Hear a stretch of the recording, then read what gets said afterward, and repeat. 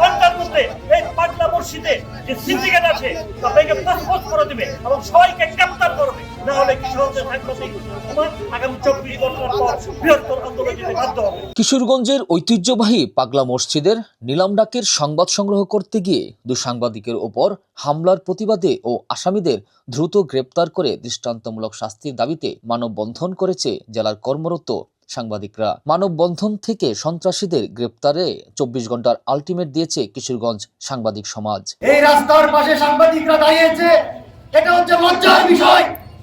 এই রমজানের দিনে যেখানে মানুষ শান্তির বার্তা ছড়ায়, শান্তি খুঁজে, সেখানে আজকে এই সাংবাদিকরা যারা রাষ্ট্রের চতুর্থ স্তম্ভ, তারা আজকে বিচারের দাবিতে দাঁড়িয়েছে। আমি মনে করি এই হামলা সরকারের যে স্বাধীন সাংবাদিকতার নীতি, এটাকে প্রশ্নবিদ্ধ করতে যাচ্ছে একটি পক্ষ। যারা সন্ত্রাসী তাদের কোনো রাজনৈতিক দল নেই।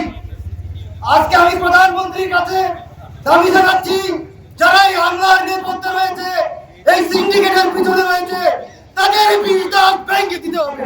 আগামী 24 ঘন্টার মধ্যে এই পাগলা মসজিদে যে সিন্ডিকেট আছে তাদেরকে তছনছ করে দেবে এবং সবাইকে গ্রেফতার করবে, না হলে কিশোরগঞ্জের সাংবাদিক আগামী 24 ঘন্টার পর বৃহত্তর আন্দোলন যেতে বাধ্য হবে। শুক্রবার বেলা 11টার দিকে জেলা শহরের আক্রাবাজার চত্বরে এই মানববন্ধনের আয়োজন করে কিশোরগঞ্জের সাংবাদিক সমাজ। এতে কিশোরগঞ্জ সাংবাদিক ফোরাম, প্রেস ক্লাব ও জেলা সাংবাদিক ইউনিয়ন সহ বিভিন্ন সংগঠনের নেতাকর্মীরা অংশ নেন। বক্তারা বলেন, পেশাগত দায়িত্ব পালন করতে গিয়ে সাংবাদিকদের উপর এমন বর্বরচিত হামলা মুক্ত গণমাধ্যমের জন্য হুমকি।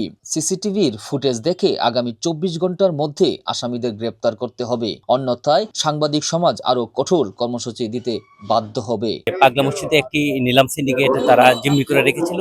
বিষয়টি আমরা গতকালকে রিপোর্ট করার জন্য আমি সহ কয়েকজন সাংবাদিক সেখানে যাই এবং এক পর্যায়ে আসরের কিছু পরে ওই সন্ত্রাসীরা নিলাম সিন্ডিকেটের সাথে জড়িত যারা, তারা সরাসরি আমাদের উপর হামলা করে এবং আমাদের দুই সহকর্মীকে পিটিয়ে গুরুতর আহত করে। আমরা এই ঘটনায় মামলা করেছি, প্রশাসনকে জানিয়েছি। উল্লেখ্য, বৃহস্পতিবার আসরের নামাজের পর ঐতিহ্যবাহী পাগলা মসজিদের নিলামঘরের সামনে সংবাদ সংগ্রহ করতে গেলে স্থানীয় একটি নিলাম সিন্ডিকেটের সদস্যরা সাংবাদিকদের উপর হামলা চালায়। এতে চ্যানেল 24-এর জেলা প্রতিনিধি খায়রুল আলম ফয়সাল এবং গ্লোবাল টেলিভিশনের জেলা প্রতিনিধি ফয়জুল ইসলাম ভুইয়া পিঙ্কুর গুরুতর আহত হন। পরে আনসার সদস্যদের সহায়তায় তাদের উদ্ধার করে হাসপাতালে ভর্তি করা হয়।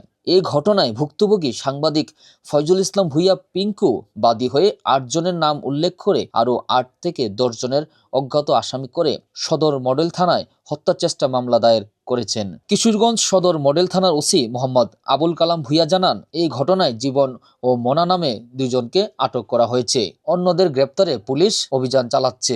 ইফতারের ঠিক 10 মিনিট আগে সংবাদ পাই যে পাগলা মসজিদের সান্ধ্যকালীন নিলামকে কেন্দ্র করে সাংবাদিকদের সাথে কিছু স্থানীয় দালালদের অপ্রীতিকর ঘটনার সম্মুখে মারপিট হয়।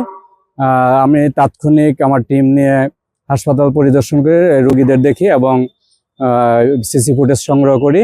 সিসি ফুটেজ সংগ্রহ করে এদের মধ্য থেকে আপনার ইতিমধ্যে অবগত হচ্ছেন, আমরা 2 জনকে শনাক্ত করতে সক্ষম এবং তাৎক্ষণিক হেফাজতে নেই। বাকিদেরও আমরা আটক করার চেষ্টা অব্যাহত আছে আর আইনগত ব্যবস্থা প্রক্রিয়া দিই।